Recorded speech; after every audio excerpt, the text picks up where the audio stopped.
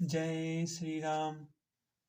कल के श्लोकों में हमने सुना था नारद मुनि को मोह हो रहा था क्योंकि उनका मन दूसरे के हाथ अर्थात माया के वश में था। शिव जी गण बहुत प्रसन्न होकर हंस रहे थे।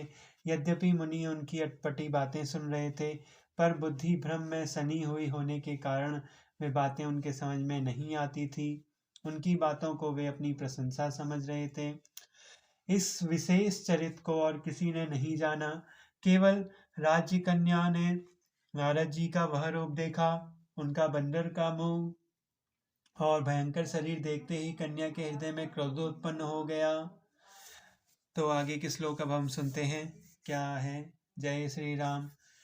सखी संग ले कुंवरी तब, चली जनु राज मराल, देखत फिरई महीप सब, कर सरोज जयमाल। तब राजकुमारी सखियों को साथ लेकर इस तरह चली मानो राजहंसनी चल रही हैं। वह अपने कमल जैसे हाथों में जयमाला लिए राजाओं को देखती हुई घूमने लगी। जे ही दिस बैठी नारद फूली, सो दिस ते ही न बिलाओ की भूली। पुनि पुनि मुनि अकुसाही अकुलाही, देखी दसाहर गन मुस्काई। जिस और नारद जी फूले बैठे थे, उस और उसने भूल कर भी नहीं ताका। नारद मुनि बार बार उचकते और छटपटाते हैं।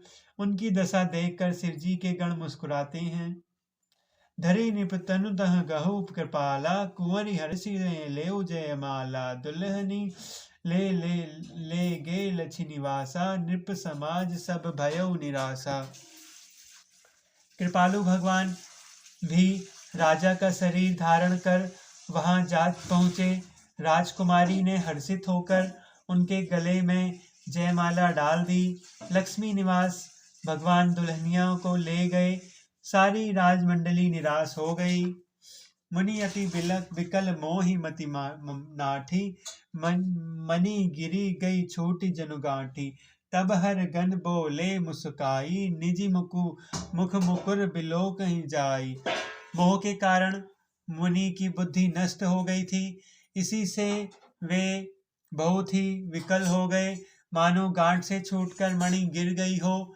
तब शिव जी के गणों से मुस्कुराकर कहा, जाकर दर्पण में अपना मुख तो देखिए।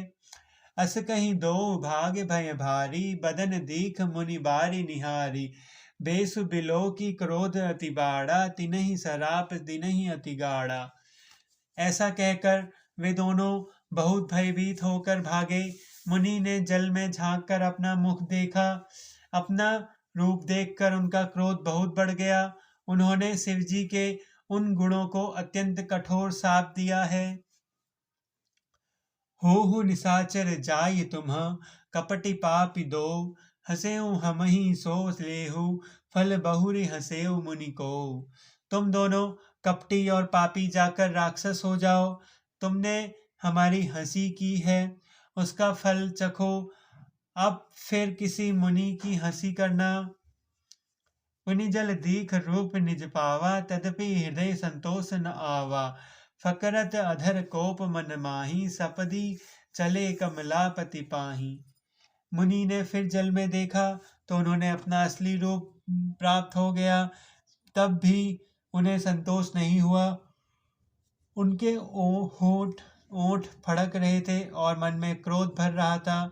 तुरंत ही भगवान ने कमलापति के पास चले गए। देहु श्राप की मनहि जाई, जगत मोरि उपहास कराई। बीच ही पंथ मिले धनुजधारी, संग रमा सोई राजकुमारी। मन में सोचते जाते थे, जाकर या तो साप दूंगा या प्राण दे दूंगा। उन्होंने जगत में मेरी हंसी कराई।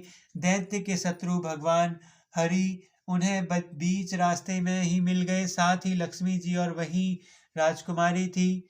बोले मधुर बचन सुरसाई, मुनि कहाँ चले बिकल की नाई। सुनत बचन उपजा अति क्रोधा, माया बस न रह मन बोधा।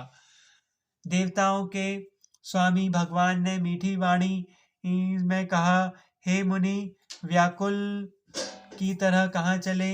ये शब्द सुनते ही नारद को बड़ा क्रोध आया। माया के वशीभूत होने के कारण मन में चेत नहीं रहा। पर संपदा सकहु नहीं देखी, तुम्हरे ईरिषा कपट विशेषी। मथत सिंधु रुद्रोहि बराहु, सुनह प्रेरि विष पान कराओ। तुम दूसरों की संपदा नहीं देख सकते, तुम्हारे ईर्ष्या और कपट बहुत है। समुद्र मथते समय तुमने शिवजी को बावला बना दिया और देवताओं को प्रेरित करके उन्हें विषपान करा दिया।